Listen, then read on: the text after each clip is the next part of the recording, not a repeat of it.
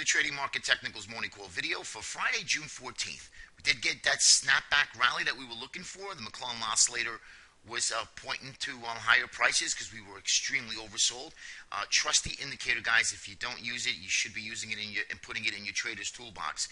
Dow up 180, Nasdaq up 44, S&P up 23, Russell up 17, Nikkei overnight up 241, up just under 2%. So looks like we have risk appetite continuing in the overnight session. There's a few things that were happening in the overnight, but I want to do want to tell you yesterday what fueled the rally was another Wall Street Journal piece came out in the middle of the day stating that the Fed watcher was actually forecasting a dovishly oriented Fed statement next week. That's his words, quote unquote. So that actually geared up more risk appetite buying in the market, and we actually moved much higher. But again, despite of his statement, the markets were actually recovered early morning in the pre-market session already, and by the time the markets opened, we were actually higher on the day already. So we were down about 6-7 handles early in the pre-market when I was recording the morning call, and then from there we just actually started rallying pretty much most of the day. So anyway, I wanted to just stress that right now this is just a retracement rally. We need to see where this market goes. Now, today is Friday. What do we expect Fridays to be? Well, we are coming into the summer months, and usually we have a sort of a sideways grind higher type price action, very low volume, very quiet. So I do suspect markets to hold these areas today, and probably going into Monday until the Fed releases its statement. Now, remember, the Fed doesn't have to do anything. They can talk the markets down and talk the markets up. So they have a pretty powerful tool, which is, their wording and what they use in their statements. So just keep that in mind. Right now, it's a little tricky to see where we're headed. So we need to really get through this next week with the Fed statement. But and as you notice how at the right time, the Fed releases a little bit of a piece while the market was selling off. And why? Because it was at a critical juncture. The markets were really testing the 50-day moving average. Now, if that closed below on all of these indices that we follow, then the markets would pretty much have a deep sell-off. So it's usually pretty comical and convenient how the markets actually just pop up on where they are at pivotal points right now. So pretty amazing stuff. But anyway, let's go into some of the charts. I just want to show you copper. Copper did recover. So we did recover yesterday. So we still have a lot of work to do. You see all the moving averages here.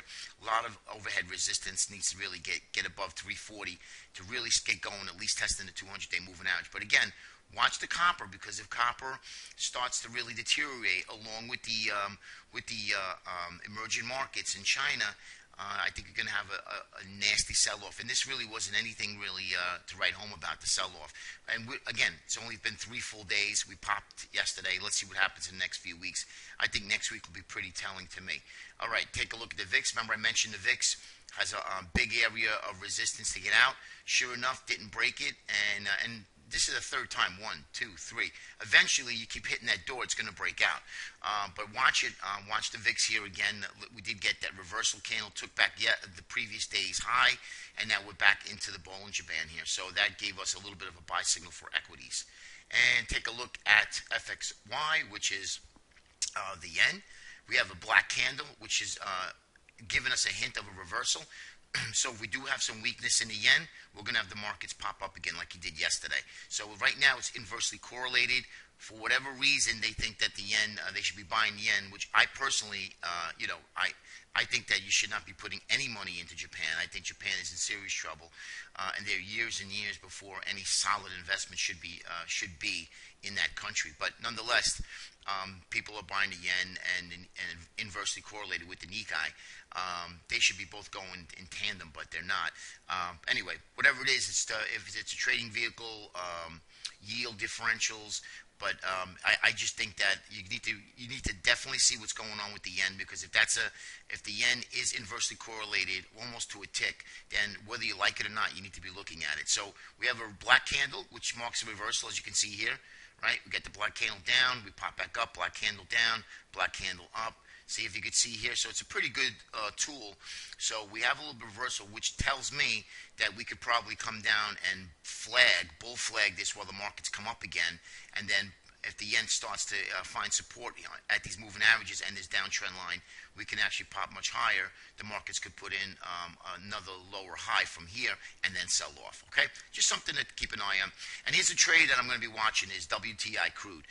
Now, I do trade a lot of commodities, ETFs, and this is the WTI end of day. Now, this is the crude oil, light crude, WTI, West Texas Intermediate.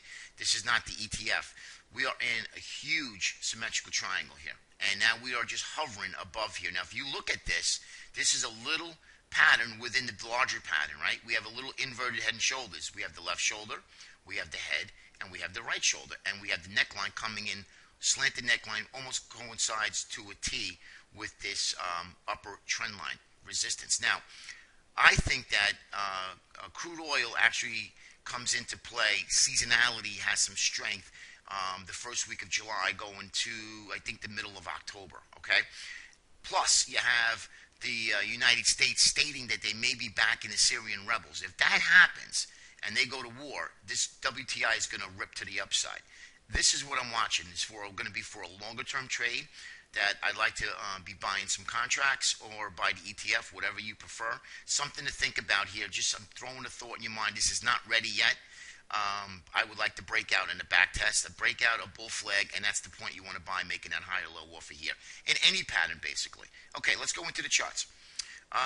S&P cash, the 500, 50-day moving average, we held. Now, remember, in order to get to validate a breakout, we have to take out the lower trend line, right, of resistance. Remember this flag I was showing you yesterday? Well, we're in the flag right now, and we need to break out of this lower trend line. And that holds true to all of the 5 indices that we follow. Here is the spiders. Spiders actually held up pretty well, but we have this long-term uptrend line, which coincides nicely with the 50-day moving average. Now, if we could take this out and break out higher, then I say you're going to at least test the highs. And guys, believe me when I tell you that, it is totally possible. There is no reason why this shouldn't. Now, we did have 3 days of selling, right? And we have this, as you can see, how price action is really picking up in volatility. As when we have here, we had no volatility, just grinding high, grinding high, grinding high, and boom, now we're starting to break down with some volatility. And the bad thing about when you have basically a worldwide market is the markets do trade overnight, and I mean equities, the minis. So when you come down in the morning and you turn your computer on and you say, wow, you know, the markets already had a 7-8 handle move. So it's a little different because when the markets either open up and or down and they just continue, you got to really pick your spots. You got to really be precise in your trade setup. And here's a 60-minute. Just want to show you where we are. We did break this downtrend line, this horizontal line here. Now we're just capping the 200 period moving average on a 60-minute chart. Rolled nicely up from oversold, and then we're just approaching here. So we still got a lot of work to do to be overbought. So take out the R2 area, 165.34. We're going to probably test R3. Okay, so just keep that in mind at the levels for today.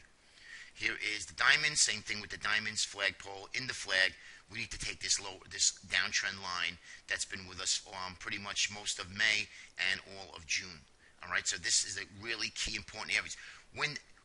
What you want to see is symmetry. You don't want the diamonds to go first and then the other markets, the other sectors start to stay within the flag.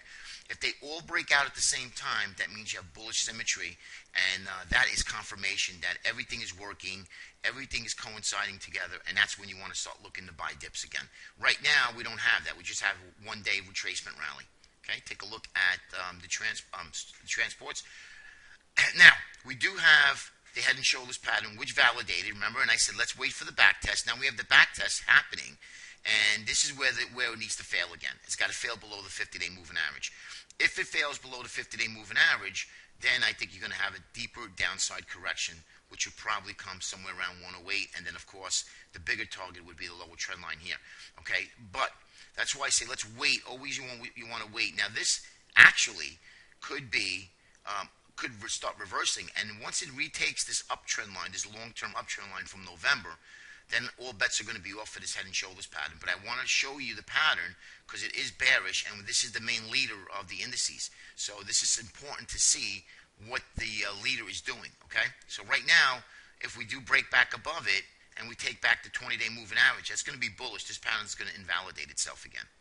And IWMs, stronger of the five, but again, we have this flag, this lower trend line. Here's the flag, and here's your flagpole right up in here.